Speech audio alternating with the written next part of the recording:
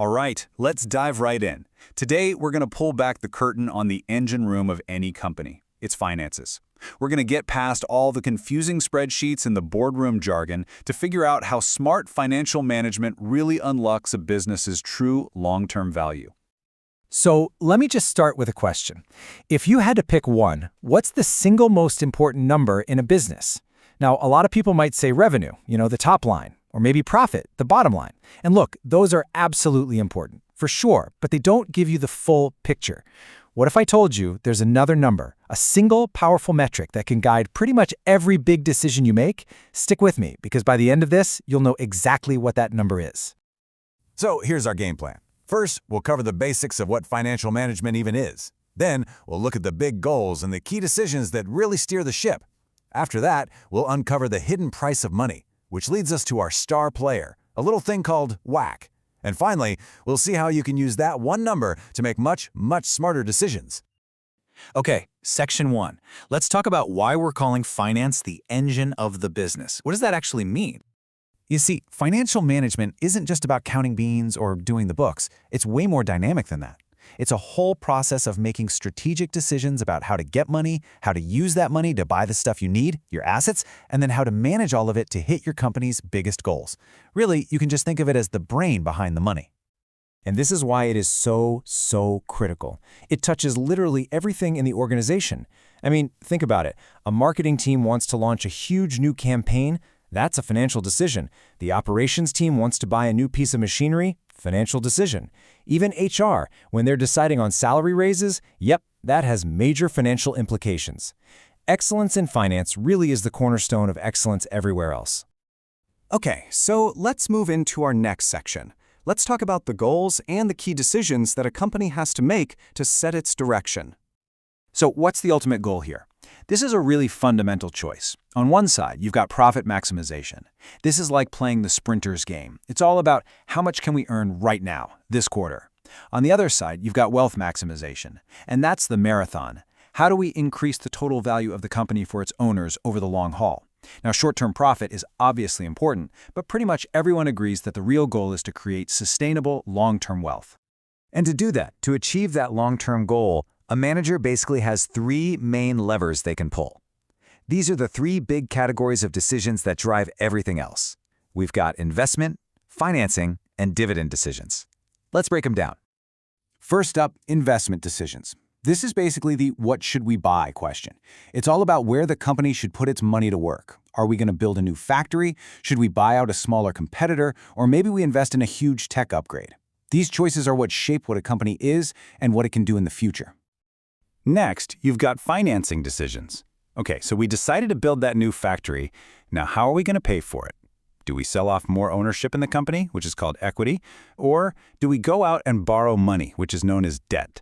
This is a critical balancing act, and every choice comes with its own set of risks and rewards. And the third lever is dividend decisions. So the business is doing well, it's making a profit. Now what happens to that cash? Well, the company has a big choice. Do we keep the profits and reinvest them back into the business to grow even faster, or do we hand that money out to the owners, the shareholders, as a dividend payment? It's a huge signal about the company's confidence in its own future. Okay, now we're getting to the real heart of it. We've talked about getting money and using money, but there's this crucial idea we have to understand. Money is never, ever free. This section is all about what we call the cost of capital.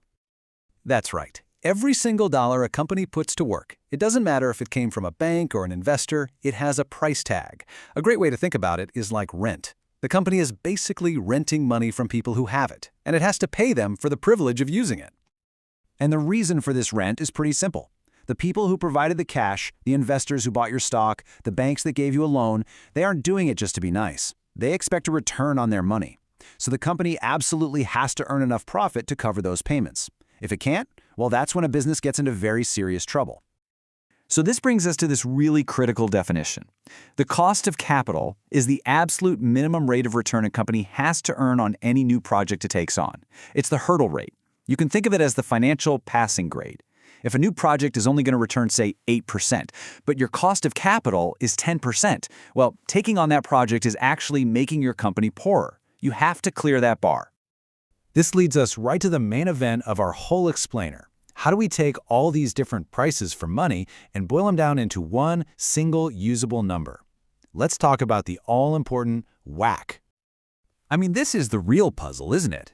The interest rate you pay on a loan is totally different from the return an investor expects for buying your stock. You've got this messy mix of different costs. So how in the world is a manager supposed to know what the overall hurdle rate is? How do you blend all of that together? Well, the answer is the weighted average cost of capital, or WACC. And honestly, the name tells you everything you need to know. It's an average of all your different costs of capital. And the really important part is that it's weighted. So if your company is, say, 70% funded by investors and 30% by debt, the cost of that investor money gets a much bigger weight in the final calculation.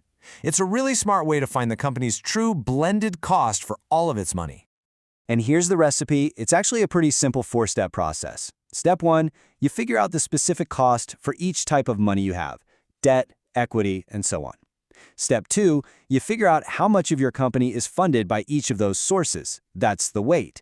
Step 3, for each source, you multiply its cost by its weight.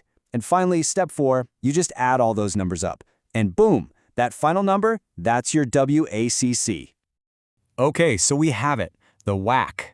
That's the single most important number we were talking about at the very beginning. Now in our final section, let's see how we actually put this thing to work. Your WACC becomes the ultimate benchmark. It connects all those decisions we talked about earlier. Remember those investment decisions? Well, any new project has to promise a return that is higher than your WACC. It's a simple yes or no signal. For your financing decisions, the whole game becomes about finding the perfect mix of debt and equity that gives you the lowest possible WACC.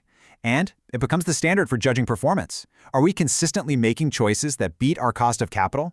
This one number is the ultimate yardstick for creating real value. And that really brings us to the final, crucial takeaway. Every single business, I don't care if it's a food truck or a giant multinational corporation, every business has a cost of capital. It has a WACC, it has a minimum bar it has to clear to create value. So the question I want to leave you with is this: do you know what yours is?